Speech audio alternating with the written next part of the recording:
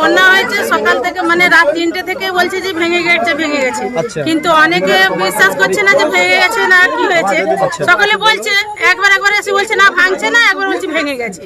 তার জন্য এখানে সকলে মানে কোন রকম পরিস্থিতি অনুযায়ী দেখে কেউ কোনোদিন কিছু মানে গুছায় মানে তোলার জন্য মতন তাদের ক্ষমতা কিছু নেই যে তুলবে। রাতে যখন শুনলেন যে ভেঙে গেছে, জল ঢোকা শুরু হয়েছে, কি মনে হয়েছিল, কি করবেন তখন?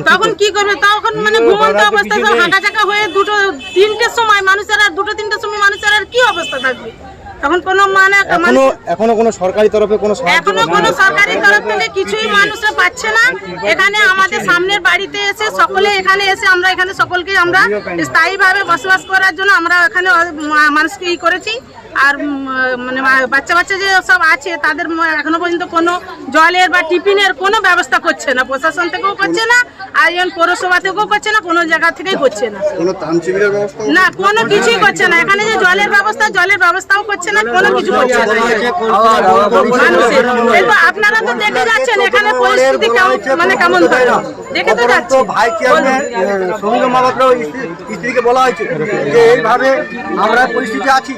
উনি বলেছে যে আপনার 16 নম্বর ওয়ার্ডের সেই কি নামটা ভুলে যাচ্ছি, জাহের দাকে বলুন, আমরা খবর দিচ্ছি, উনি সব ব্যবস্থা করে দিবে। তা সত্ত্বেও এখনো ব্যবস্থা কিছু পাইনি আমরা। তা সত্ত্বেও আমি সমিতিকে বললাম আপনার 4 নম্বর ওয়ার্ডের ওনার লোক ধরে বলছে যে আমরা ব্যবস্থা কিছু স্থায়ী করে দেবো, তাও কিছু করে দিচ্ছে না। কোন রকম জলের ব্যবস্থাটা, বাচ্চাদের জন্য খাবারের ব্যবস্থাটা এইটুকু করার জন্য আমরা এতটাই আমরাই চাচ্ছি যে মেঘের যে অবস্থা হয়ে রয়েছে তার জন্য কিছু তিরপলেরও ব্যবস্থা করার জন্য আমরা অনুরোধ করছি সকলের।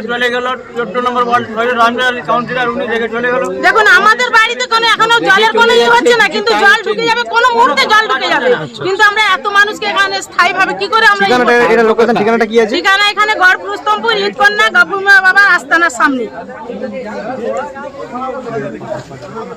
গড়পুরস্তম্পুর গ্রাম নিবাসী 14 নম্বর ওয়ার্ডে আমাদের ওই শেরখানে ওই দিকে যা বাঁধটা ভেঙেছে 100 থেকে 150 ফুট প্রায় ভেঙে গিয়ে সমস্ত ঘর বাড়ি ডুবে গিয়েছে। যা কাঁচা ঘর ছিল সব ভেঙে পুড়ে গিয়েছে।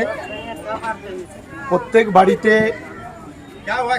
একতলা পর্যন্ত ছাদে জল ডুবেই আছে, এবার দ্বিতীয় তলা উপক্রম করবে। এই অবস্থাতে আমাদের এখান থেকে প্রশাসনের তরফ থেকে কোনো আমরা সুযোগ সুবিধা এখনো পর্যন্ত দেয়নি, বা ওদের কোনো কথাবার্তাও কোনো কিছু এখনো পর্যন্ত পাইনি।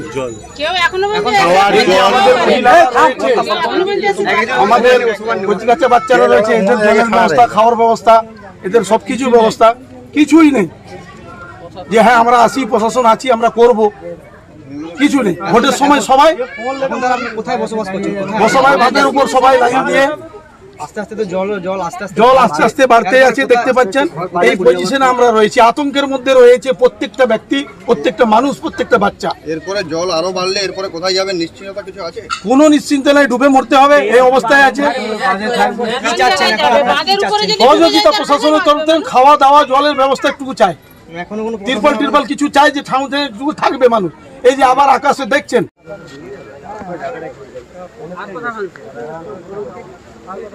এইটাই